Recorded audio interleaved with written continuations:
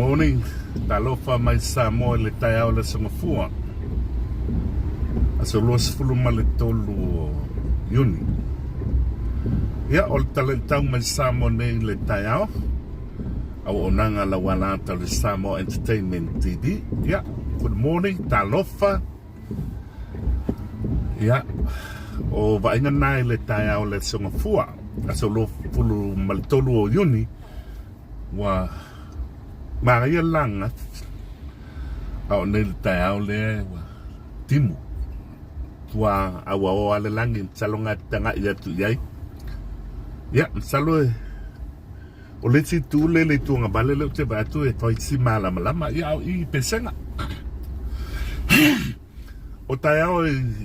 a fa pene Samoa le wote ale le wot wa lima ni te ton ni te le balu ona o le watu ua onga o le la Faleolo ma le traffic a o taimi fa pene Samoa i taiao pe a fa pe a onga ia a e tuai lunga la wala msaloe e o atuale lenga leanga i kuai o i Vatele pe a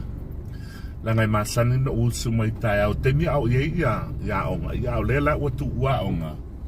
pia na wa onga le ale e kalesia le no e Toona'i tamaitila e te so Filipas awa o ngai an mano la wa lua ni o le alu o le lua va so ngai talu na tu ua tava ya so tu ua mang wiam so longa le me tatu wa tunu Samoa ya o le ofta u wanga ia tunu so le Toona'i ya e asi mai fo ia le nisiole tatu o finga luenga i nei Samoa le fionga le lua ametanielu ya malis ngana sa be manuia lo mai tātou telefon salo skemil tau nei mātou whatasia tu o le court lo fo so ni po na tel tau nei ya wa ola oi to tono o le courtroom so while I'm here ya o ye Samoa nei ya so ni palia tili au onanga tātou o lo sa we te manolo mo le lua vai so holiday for 2 weeks ai fatalo fatu pe lava o mai mo mai foi ya o vai nga masan nga Samoa le ke vai ko pe ele o e be matua pe talenti munga ai awa o le lang ko inga taune Samoa i wana matatu tu ma le se kim e fo isi temi pa pe a mati boya o na fila so ato na fi mata go fi ele la mai le taiao e poana na fila la o nga pola nga fa nga matai na sauti nai maululu fa manulu ko ka ko live na fi mai on malai ba lele ya fa le tono fo le internet ale Vodafone ya na la mo sia ala na pu umanta tu wata me na fi esteme tu atu lunga ya na tu lo mo so fu la le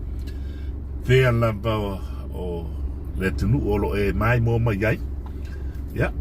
ma lo lava. Pa tai fo ta puai. Au nanga ala wanata Samoa Entertainment TV. Ya le vo o le tu ai nga au nanga ya mata mai i pare pu pese o pale musika. Todos fulta sanga te wai. Fai matatu wata tifanga lai tele tatu wata lai lungal tatu ala tata ia sa mafai tupa i pat salapa lai lungal tatu walata Samoa Entertainment TV ia ai mesal telo tatu fati fiangole sisinga fu wale vanga pu ata mal tatu company o ilalo la o le ngoa o le Samoa le recording studio po le Vision CD and Cassette World ya le ufa nganta to wala tala le Samoa Entertainment TV ya kamalo atu ya le woto amai ya le ma ulu le na sa o tao pa pene e fa ngale le traffic control le ole ai le ufa ngai na moli ai mua termine o tao a lo nga pisila wala Samoa nei ia wale fa ngai na ia moli ai fa ngal ka ko traffic leo control fo le mo le fa sino no ta vale le wo mai I fe bai moso salo na te mai tau mai ya la to fata po ele tu mai le tu tai pero por ata sale kai picola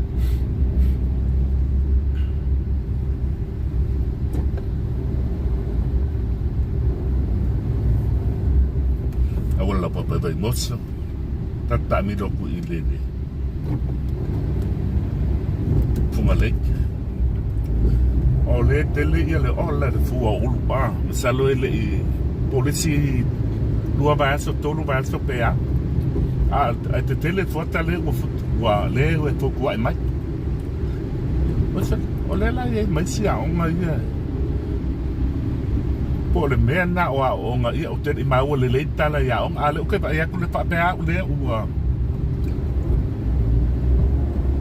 le wo tu wa on pe ala nga polisi wa o lo yelo nis lengo o papea la wo holiday la ko fa ba yes salo pe ai sa e po la ton wa le mele e sa monai to fa talo fa tu ne va ngole ta ya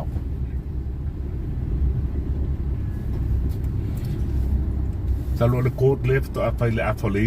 le ta ya nei ya ma tu e fa le ska ko li poki le fia na nei salo le fia na nei le la fai se fatal noanga ale lua a metani e luma ngana sabea e moni ya ole tu na tu ia tato talafou I ba ya so te tasi a tato wa ta mua mo to tonga ya te na fatal no to lua le na nei le tiati ya me se atoanga wa e se news ia male se la wa fo I ba ai I le tulanga o ye ia le pa msinonga nei mai tau tia tala no I ba nga wa le o te mata wina fo I lungo o le au fasan lau pa le au fai news e to fua le tangata male ma mea sa ba ai ia to no pa msinonga e sa I lau fa longa e o fo I se matou staff e o rai piki mai e le lua isi baenga o lo piki mai e ngana sa de manuia isi baenga o le fa msinonga ai pe mana ila o mai patasi le to o lua lea e fatal no patasi se ia mai se atoanga ma se si foi ba inga mai tono le pa msinonga le bo konu vai so talu na wa ngala fo ia tau pe fia ia witnesses ia la to le o manga pa ia la to mo le mau ia o tau nei la pe a le tu la ia limon a yafi le pule I le tau nei o le se kausa I le se pale pata o se kofe ai le anga I tai ia pata le tu o fenga luenga le o mai matu o pata si tai le pam se nonga le tau nei ia mana tolo mo o so fo la le le o pa inga le tau langa ia tatu pas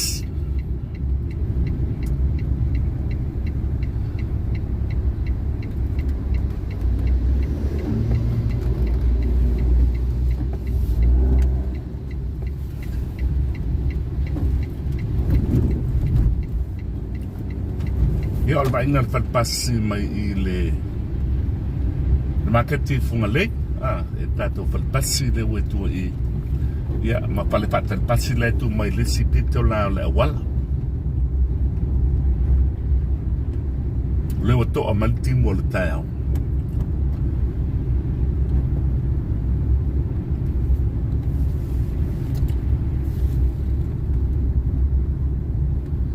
ya se va inga male market di fungole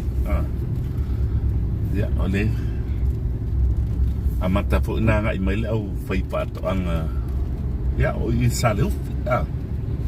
le va inga ni o tau langa le yele ya fale ni o aliki la tu warehouse o la tu fale fa tawa ya salo le nga fa tawa is this sale o filme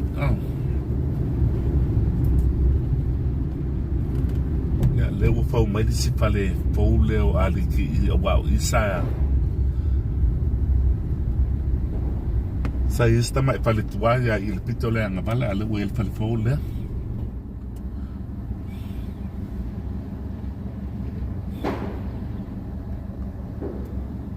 malo atu. Au tāpua, ia, talo mai mo le tātua tunu.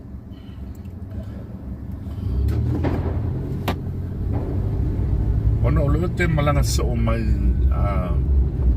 e pi o lunga o le upenga ta whailangi le social media, pi o le ke ba ai le vevesi o tātou. O le loto i whale ai, pi au le ai, whaale o iese me o tutupu fo le bā. Ai pi o lunga social media le tele ina whetaua i ai, ma pālau pa pale paa. I ofo i a tātou, o e mai mua mai le ala ta Samo Entertainment TV. Ia, whai te tea, le ngangana o le mei e mauti noa e, a tonu e le o loa mai ngisi aro si la pia e le tua. Te pia e le tua mea uma. Le la o le a kako umai, o lo pia la kota ka se kofe i whale le. Milani, lato ke feilea. Ia, se ingoa la se kofe i pata le au whengaronga le matio te le court. Ai, tato wheloa. Malo at fol neba ngol tayau ya le swa fo le tua pa tai ai su mo wa fo le nei lao le tatu te mafutai